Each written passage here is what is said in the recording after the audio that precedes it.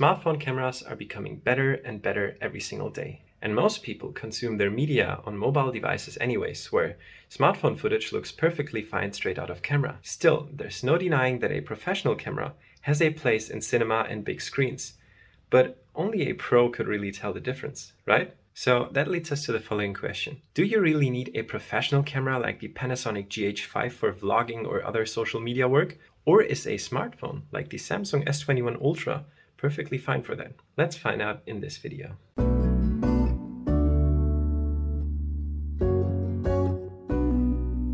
What's up everyone? So we are currently in a German city called Dresden, and we came here because I recently bought myself an e-bike and got the recommendation to put a protective foil on it. And since I am not the most skilled at doing that and I don't have any patience, I thought that I would get a professional to do it correctly for me. And this is the perfect chance for us because we can then also test the Panasonic Lumix GH5, a semi-professional camera, against a smartphone, the S21 Ultra by Samsung, which has pretty decent cameras. And yeah, let's take a look at that and compare both cameras.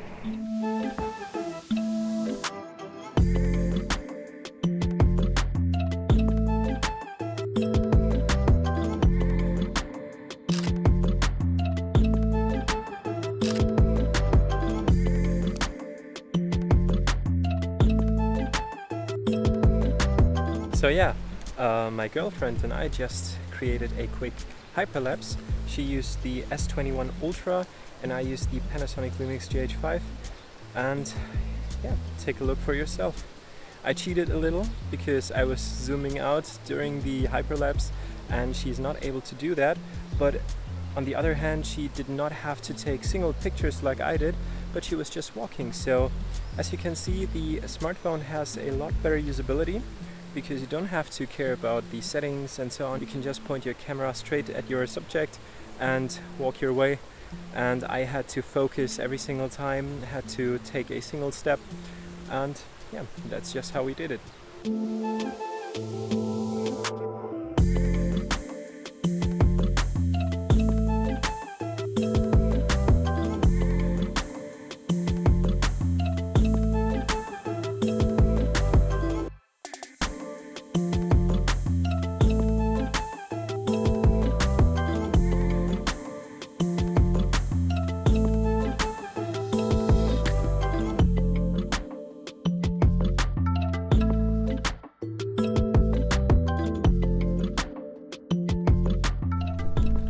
Alright, so this is our second day in Dresden, and I just got the message that my e-bike is now ready for pickup. So we still have a couple hours left and we'll check out of our hotel in just a moment, and then we'll go to the city. Let's go.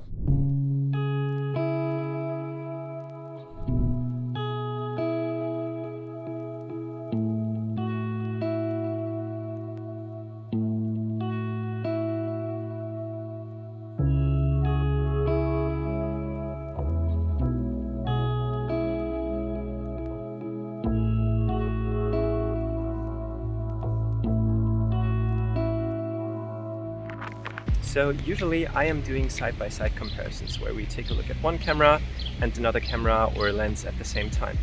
But I won't be doing that for this video because I don't want you guys to pixel people out. In this case, we just want to see whether one camera is good enough for vlogging, not which camera is better. Because one specific camera will always be better in one specific area, while another one will be better in another area. The first thing I'd like to talk about is the difference in size and weight.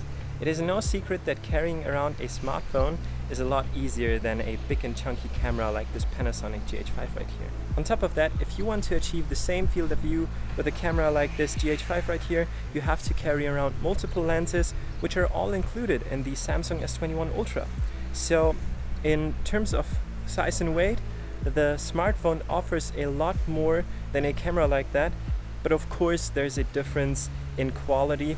Still, we are not looking at the quality right here. We're just looking at whether the cameras are fine for what we're trying to achieve here, which in this case is vlogging or other social media work. And one more thing you should know is that this thing right here weighs almost nothing if you hold it out like that, while the camera, the Panasonic GH5 right here, with the Leica 10-25 and the Video Micro by Rode, it is quite heavy. And Like this right now, I'm putting my arm on my knee right here and this works fine. But if I don't do that, then my hand will start shaking in no time, while I could possibly do this with the smartphone forever. So if you're vlogging a lot and you're talking a lot while walking, this thing will be better for that. Or you could of course train your muscles enough and then the camera will work fine too. By the way, it is currently so hot outside, so we're taking a quick break right here, and yeah, then we'll show you some more shots. Right, Jasmine? Yeah, right.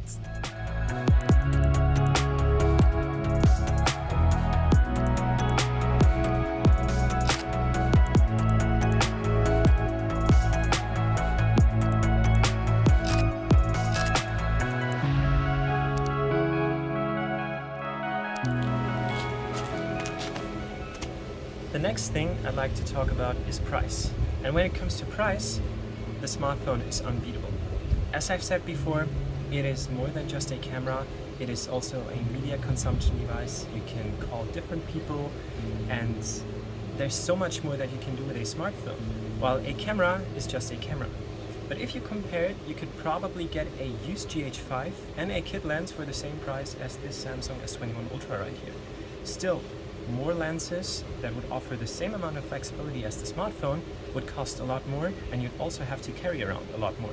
So in theory, the smartphone is probably a lot better value for money. There's still more points that we'll be talking about, but that's it about price.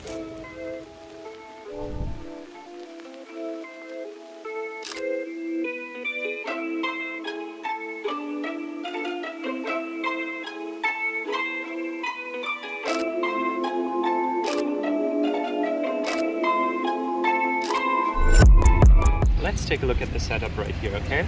I am using the Panasonic Lumix GH5 with a Panasonic Leica 10-25mm f1.7 and this Rode Video Micro right here. This is pretty much your go-to vlogging setup if you use a camera like this. And the smartphone is just the smartphone. Yeah, in comparison, the audio on the smartphone will be, of course, not on the same level as this one. And one thing that's really great about the smartphone is the fact that you can either use the inner-facing camera or you can use the main camera and use the wide-angle lens, which then gives you that kind of look. As you can see, this look right here gives you a lot bigger field of view, so that is really a benefit of this smartphone. Next up, let's talk about usability and versatility. A smartphone is of course a lot more versatile when it comes to things like media consumption, calling, or using a camera, because everything's inside of the smartphone. But a camera, as said before, is just a camera, and sharing is not as easy as with a smartphone. Then again, a smartphone is a lot easier to use because you can just point your smartphone at something, just press record, and every setting will be adjusted automatically, while a camera is usually not that easy. You also have automatic modes, but there's also a lot more that could go wrong, and if you don't use the right settings, your footage will look like crap, while a smartphone just works straight out of the box. So yeah, as you can see, there's pros and cons to both, but a smartphone is pretty good for vlogging, I'd say. And yeah, the quality isn't as bad as one would think, especially on a small device. If you're doing a travel vlog, it is also very important to share your images and videos as fast as possible. And this camera is not the best for that, while a smartphone can share things pretty easily. And one more thing I forgot to say is that most modern smartphones also have a Pro mode where you can adjust everything manually, so you still have many customization options, but it's not as good in terms of usability because you don't have any dedicated buttons for specific functions. So a bigger camera is usually a lot more fun to use for photography and videography.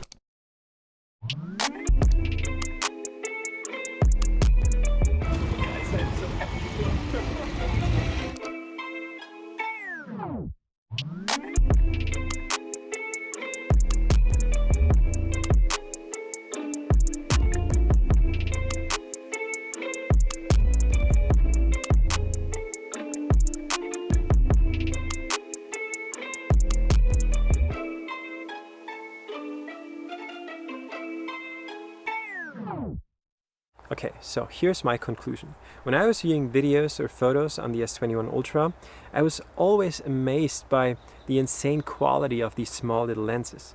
But as soon as you take that same media and play it on a bigger computer monitor, things aren't looking as great as before, especially for videos. Photos, on the other hand, look perfectly fine, even on a bigger monitor, and you'll probably only notice a difference if you zoom in and pixel peep a lot.